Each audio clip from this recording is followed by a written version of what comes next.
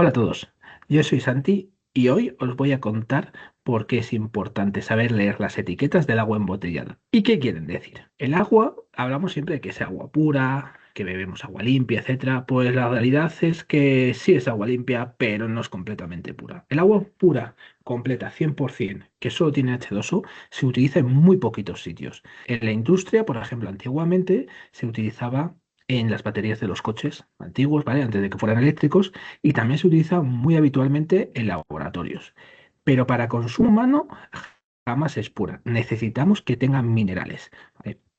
Por ejemplo, algo muy concreto es cuando hacemos deporte o cuando vemos un deportista que ha hecho mucho deporte, ha sudado, ha perdido agua, toma agua para hidratarse, sí, pero muchas veces en lugar de tomar agua, toma unos líquidos que son de colores, azul, naranja, amarillo. Bueno, eso al final es agua con sales minerales artificiales. Normalmente se le da sabor también para disimular un poco, pero lo que se mete es sales minerales para recuperar no solo agua, sino también sales. Es importantísimo. Pero entonces, ¿qué quiere decir la etiqueta que hay una botella de agua? ¿Qué hay dentro del agua? ¿Vale? Si hemos dicho que no hay solo agua, también hay minerales, ¿qué hay? Bueno, en general va cambiando y tiene muchas cosas, pero los elementos más importantes que hay son calcio, magnesio, sodio y bicarbonatos. Además, puede haber potasio, por ejemplo, también puede haber sulfatos, cloruros, etcétera, ¿vale? Esto tiene una composición muy variable, dependiendo si es agua mineral débil o agua mineral fuerte, tiene mucho mayor mineral, ¿vale?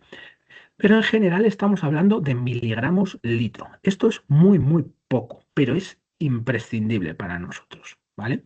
Para hacernos una idea, podemos tomar el ejemplo del residuo seco. El residuo seco es lo que queda al final como sólidos en una proporción de agua. Es decir, básicamente el laboratorio que cogemos es una muestra de agua, la calentamos hasta que empieza a hervir. Y cuando se ha evaporado por completo el agua, lo que nos queda es eso que llamamos residuo seco, ¿vale? Eso son todos los minerales que contiene el agua, ¿vale? Estamos hablando que puede ir de 20 a 1500 miligramos litro, pero esto es mucho poco. Pues mira, para ponernos en idea, para tener una cucharadita de sales, es decir, unos 3 gramos de sales, necesitaríamos entre 2 y hasta 150 litros de agua.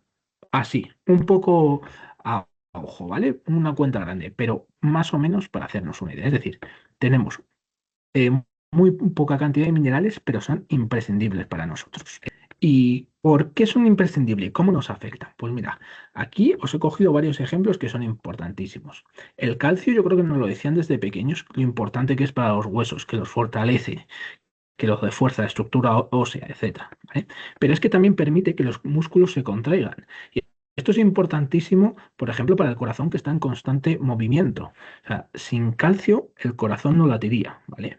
Eso es muy importante. ¿Y qué pasa si nos falta? Bueno, a largo plazo podemos tener fragilidad ósea, se nos puede romper un hueso, un brazo, una pierna, etcétera.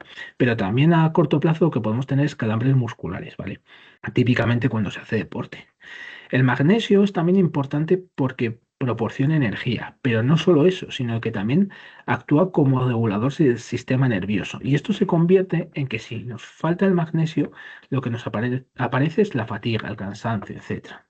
El sodio es muy polémico porque al final todos hemos escuchado el tema de la hipertensión y que si tenemos la tensión arterial alta, lo que primero nos quitan es la sal, que no deja de ser cloruro de sodio, ¿vale? Y probablemente el sodio de este agua venga del mismo sitio que la sal común, ¿vale? De zonas de alitas, cosas así, ¿vale?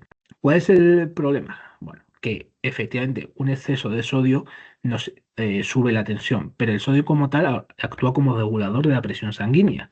Es decir, es tan malo tenerlo alto como tenerlo bajo. Y de hecho, si nos falta, ¿vale? Que es lo que estamos viendo aquí, lo que nos puede venir es pues un poco una baja de tensión, pues mareos, dolor de cabeza, debilidad, etcétera, ¿vale? Por lo tanto, es importante.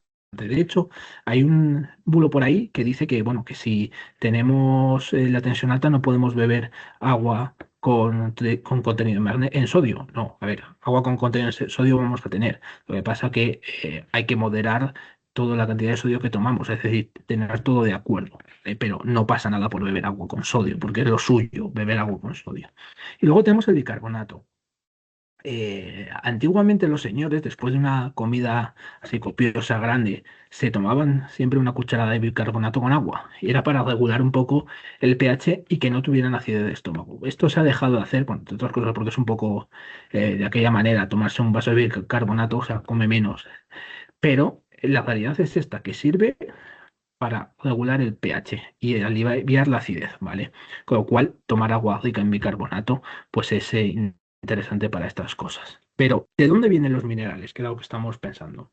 Bueno, por un lado, tenemos, lógicamente, cuando llueve, que esto es el ciclo de agua que estudiamos de niño, lo que tenemos es el agua entra en contacto con rocas y minerales y se filtra el agua subterránea, ¿vale? Esto hay que tener claro que el agua subterránea se almacena en los poros de las rocas y de los minerales. No es que haya lagunas y ríos bajo tierra, no. Lo que hay es más parecido a una esponja, ¿vale? En la que hay agua almacenada dentro de la propia esponja, que en este caso son las rocas.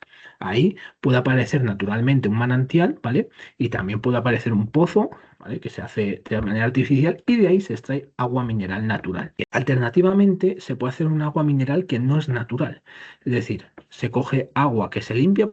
Por ejemplo, es muy común tener agua reciclada, ¿vale? ¿Que esto cómo se filtra? Pues, ¿cómo se limpia? Es una filtración industrial que se llama osmosis inversa, que la limpia por completo y a partir de ahí hemos visto que no se puede tomar agua sola. Pues lo que se hace es una mineralización artificial. Se añade una mezcla diseñada y específica de sales para obtener un agua mineral, pero que en este caso no es natural. No quiere decir que sea peor ni mejor, es simplemente diferente. Entonces, ¿cuál es la conclusión de todo esto? Bueno, pues que el agua no son solo minerales. El agua es agua y minerales.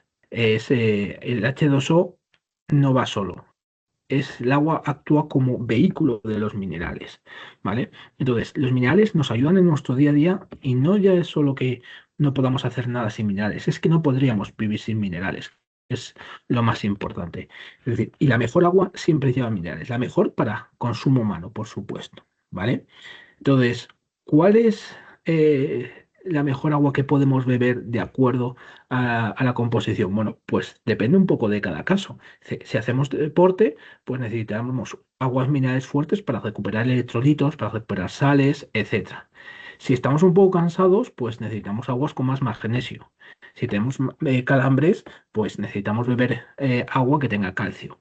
Pero siempre, siempre vamos a tener minerales. Este vídeo es parte del proyecto Predict, que es un proyecto financiado por el Elite Materias y cofinanciado por la Unión Europea.